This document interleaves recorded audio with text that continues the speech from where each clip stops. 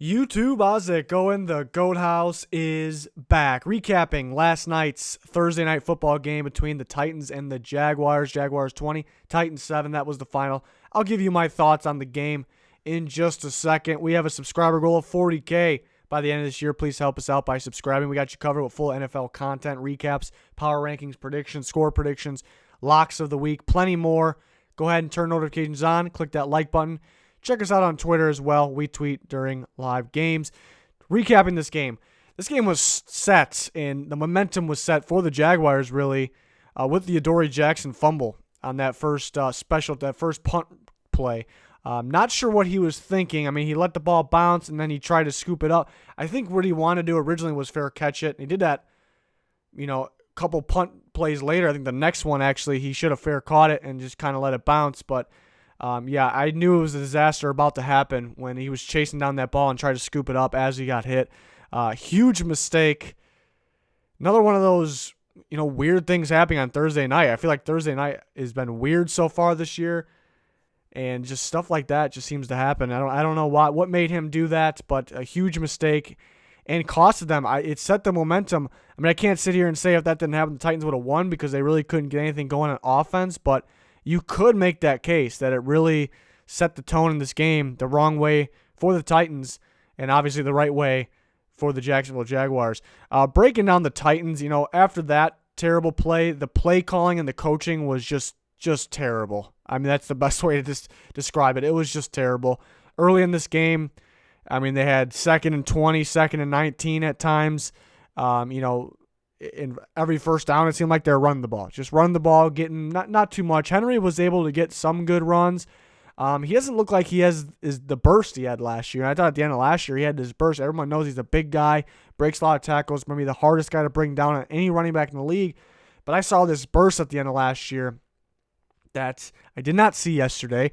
He had an okay game. They want to run him the ball more because he can be dominant because he's hard to bring down. Just wish he would hit the hole a little quicker, which I think he's capable of, even though he's a bigger dude. But really, he played an okay game.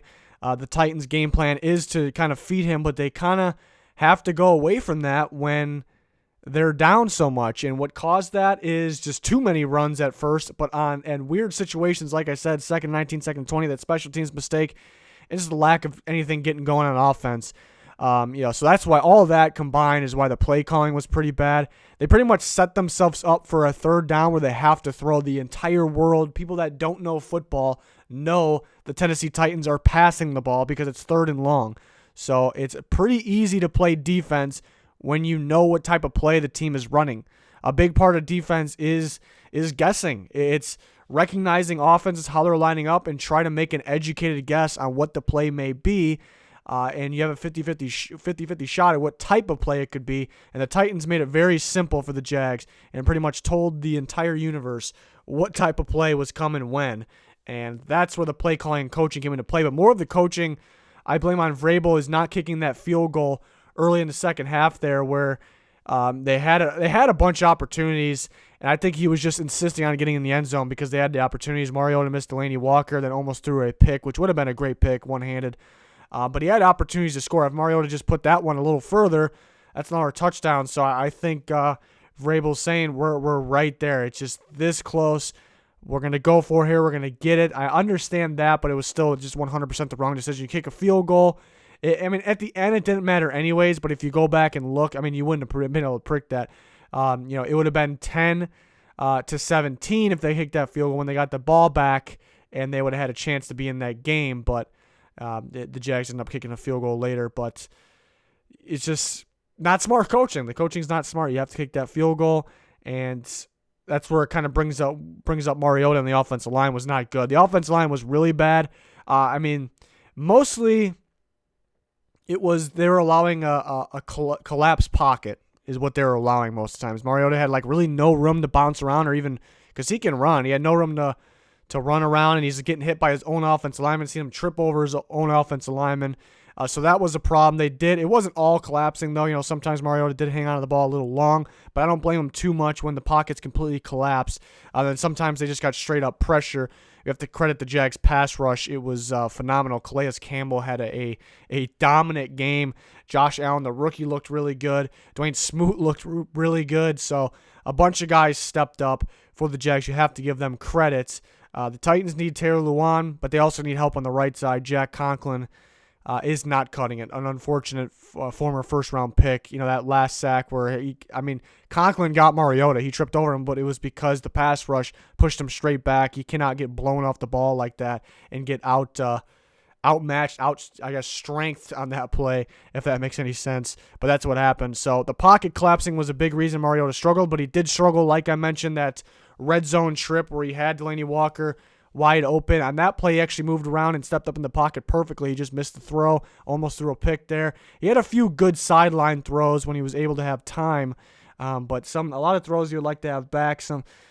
It just seems like it's weird because I think he can make the harder throws, and some of the easier throws he misses. But then again, they don't really take too many shots, too many harder throws downfield. Is that the play calling, the offense, or Mariota's fault? I wish they would take more chances, more shots. There's really no big play out of this. It's give the ball to Derrick Henry. Hopefully he can break a bunch of tackles. That's really the only big play threat. I know A.J. Brown is capable of being very good after the catch, so they were trying to get him the ball. His footwork and routes looked a little sloppy, but the field and the conditions were a little sloppy, so I guess maybe that's a legitimate excuse, but it's the NFL. But he's only a rookie, so he'll get better. But this offense is just really, it's a disaster right now. It's unfortunate. This is definitely an unfortunate game because this is supposed to be their division now. With the Jags have Nick Foles go down, the Colts with no Andrew Luck, and it's pretty much supposed to be between the Titans and the Texans. And the Titans not a good start. Week 1, they looked real good, but that's it kind of goes back to what I say every year is Week 1 you can't really have any takeaways or predictions off of Week 1. I usually say that for Week 2 and 3 too, but Week 1 most definitely 100%. You just get out of there with the win, be happy with the win, but you should learn nothing from Week 1 games. And really the defense is what got them a lot of the points in the Browns games anyway, so it does kind of make sense. But I do have to credit the Titans' run defense. I think that's an elite run defense. I really do.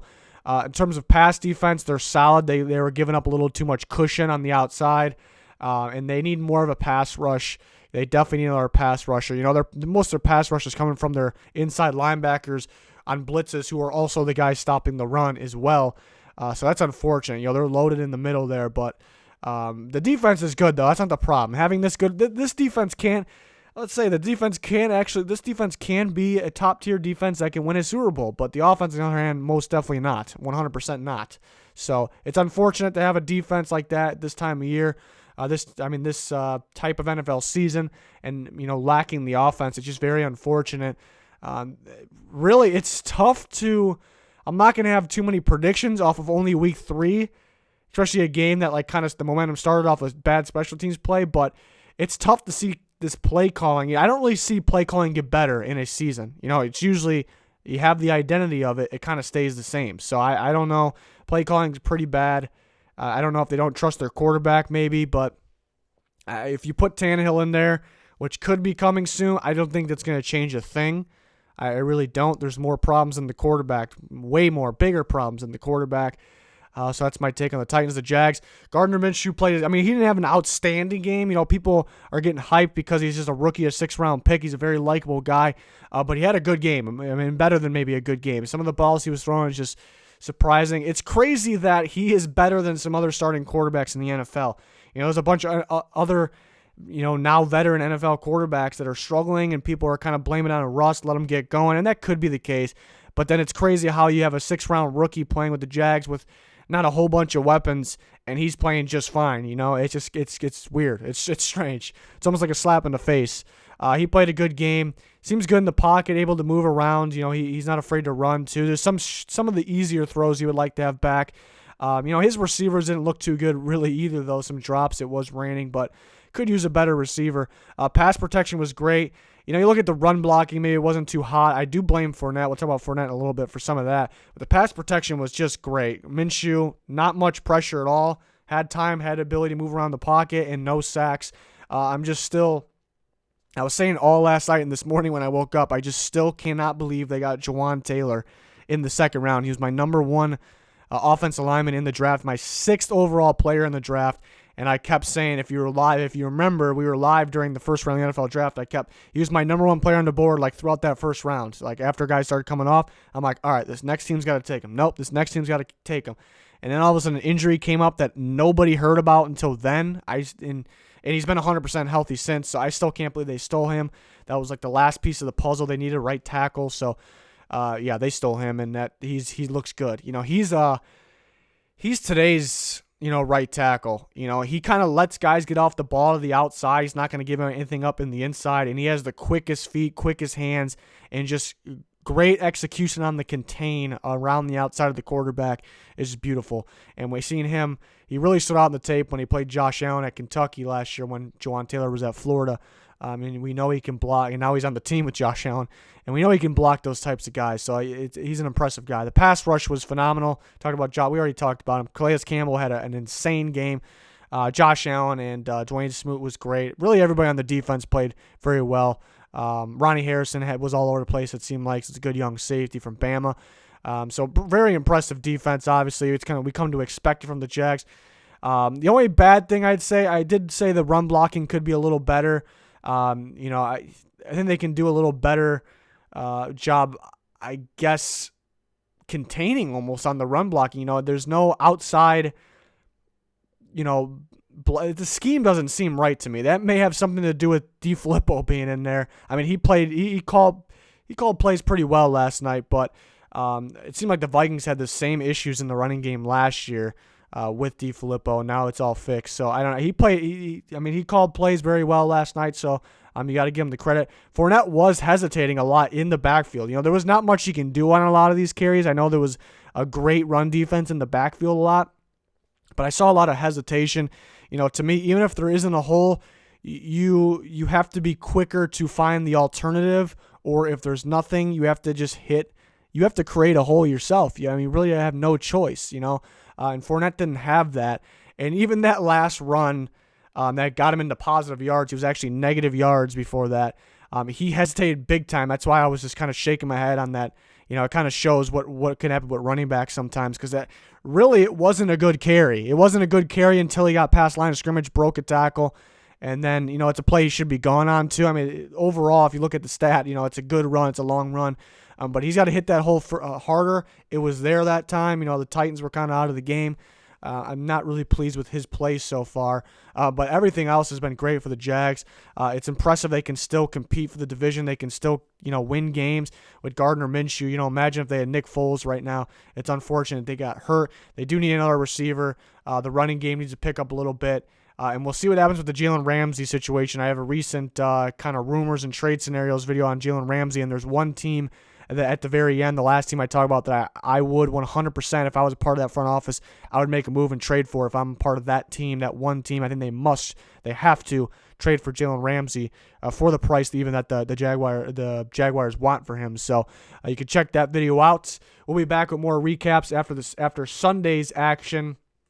And then power rankings will be updated next week, a bunch of scores, predictions, and just straight up picks with the other Go Downs members next week for next week's game. Can't wait for this week's football action, college and NFL. We got you covered for both. Please subscribe if you haven't quite yet. That's going to do it for this one. Thanks, everyone, for watching. Goodbye.